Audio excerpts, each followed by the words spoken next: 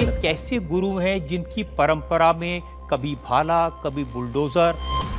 आपने सनातन धर्म के नाम पर धमकियां देने की दुकान खोली। इस दुनिया में कई तरह के धर्म एग्जिस्ट करते हैं और इन सभी धर्मों के अपने अपने बाबा या पुजारी हैं। इनमें से कुछ पुजारी बहुत ज्यादा प्रसिद्ध हैं, इन्होंने अपने ज्ञान से बहुत कुछ हासिल किया है। ऐसे ही एक बाबा हैं जो आजकल बहुत ज्यादा सुर्खियों में है। मैं बात कर रहा हूँ बाबा बागेश्वर धाम की। बागेश्वर धाम बाबा, जिनका नाम धीरेन्द्र कृष्ण गर्ग था, बाद में इन्होंने अपना नाम बदलकर धीरेन्द्र कृष्ण शास्त्री रख लिया। इन्हें लोग बागेश्वर धाम सरकार के नाम से भी जानते हैं। बाबा नाम सुनते ही आपके मन में कई बाबाओं के नाम आते होंगे, जैसे आसाराम और राम रहीम के बारे में सुना ही होगा। तो क्या आपके मन में ये बात नहीं आती कि क्या बागेश्वर बाबा भी फ्रॉड हो सकते हैं? कैसे इनमें इतनी शक्ति आ सकती है कि किसी का भी माइंड रीड कर सकते हैं? क्या इनका हनुमान जी से डायरेक्ट कनेक्शन है? तो आइए इनके बारे में जानते हैं कि आजकल ये इतनी चर्चा में क्यों है, ये हैं कौन, ये कहां से आए हैं। धीरेन्द्र कृष्ण शास्त्री का जन्म 4 जुलाई 1996 में हुआ। ये फिलहाल 27 साल के हैं।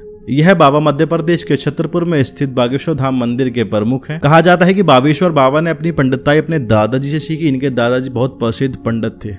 इनके दादाजी हनुमान मंदिर के पास में स्थित निर्मोही अखाड़े में अपना दरबार लगाते थे। उसके बाद में धीरेन्द्र जी ने वहां लगाना शुरू कर दिया। बागेश्वर बाबा पंडिताई के साथ साथ आध्यात्मिक तरीके से लोगों की परेशानी को दूर करने के सॉल्यूशन भी निकाला करते हैं, जिसके कारण इन्हें और भी अधिक पहचान व प्रसिद्धता मिली। जैसा कि हम जानते हैं, स्पिरिचुअल नॉलेज मीन्स आध्यात्मिक ज्ञान से हम बहुत सारी कठिनाइयों को दूर कर सकते हैं और उस तरह से बाबा भी आध्यात्मिक ज्ञान से परेशानी का हल करते हैं, जिससे बहुत चमत्कारी भी माना जाता है। और इसी वजह से काफी लोग अपनी प्रॉब्लम्स लेकर इनके पास में आते हैं। बागेश्वर बाबा भागवत कथाएं और रामायण कथा भी करते हैं, जिसमें ये सारे चमत्कार देखने को मिलते हैं। यह बाबा भारी संख्या की भीड़ में से किसी एक व्यक्ति को बुलाते हैं और उसका नाम और उम्र प्रेडिक्ट कर बताते हैं, और किसी से पूछे बिना जो भी उनकी परेशानी है, वो कहां से बिलोंग करते हैं और वो कब से इस परेशानी से ग्रस्त हैं, सब कुछ बता देते हैं।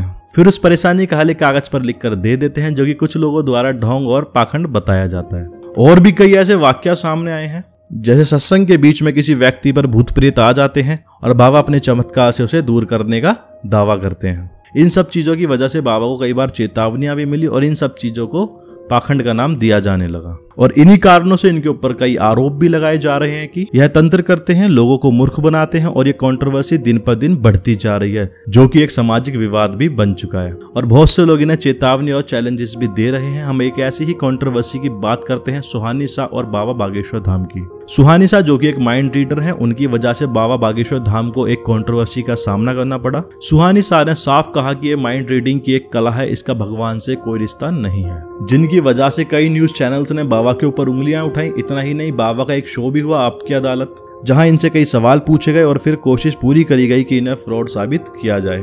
लेकिन धीरेन्द्र शास्त्री वहां पर अड़े रहे और उन्होंने साबित कर दिया कि जो भी इन्फॉर्मेशन देते हैं अपने आध्यात्मिक ज्ञान से देते हैं। सुहानी शाह की बातों को इतनी इंपॉर्टेंस इसलिए मिली क्योंकि वो स्पिरिचुअलिटी से कनेक्ट नहीं करती, जिससे लोगों को लगता है कि सेम कला तो इसे भी आती है, तो इनका भगवान से तो कोई रिलेशन नहीं है। और वहीं सेम चीज बागेश्वर बाबा करके अपने आप को स्पिरिचुअलिटी से कनेक्ट करते हैं, तो कई लोगों को ये चीजें फ्रॉड लगती है। वजह ये भी है कि कुछ लोग गॉड और धर्म में बिलीव ही नहीं करते। जब ऐसी कंट्रोवर्सीज आती हैं तो उनको भी मौका मिल जाता है ये प्रूव करने का कि गॉड है ही नहीं। हम बात करते हैं दूसरी कंट्रोवर्सी की। जब महाराष्ट्र के नागपुर में बाबा की कथा चल रही थी, तो कथा चलने के दौरान श्याम मानव, जो कि एक ऑर्गेनाइजेशन से जुड़े हैं, और भी कुछ महाराष्ट्र के लोगों ने बागेश्वर बाबा को वहां पर चैलेंज किया कि अगर उनमें इतनी पावर है तो अपनी पावर प्रूफ करके दिखाओ। और अगर बाबा अपनी पावर उसको प्रूफ कर पाए तो वो लोग उन्हें 3 लाख रुपए की धनराशि और साथ में बाबा को बहुत ज्यादा ज्ञानी मानने लगेंगे। लेकिन कहा तो ऐसा जा रहा है कि बाबा को 13 जनवरी को वहां पर जाना था, लेकिन बाबा 11 जनवरी को ही वहां चले गए। और फिर कुछ लोगों ने भगोड़ा बोलना चालू कर दिया और बाबा के खिलाफ यहाँ पर एक FIR भी दर्ज हुई।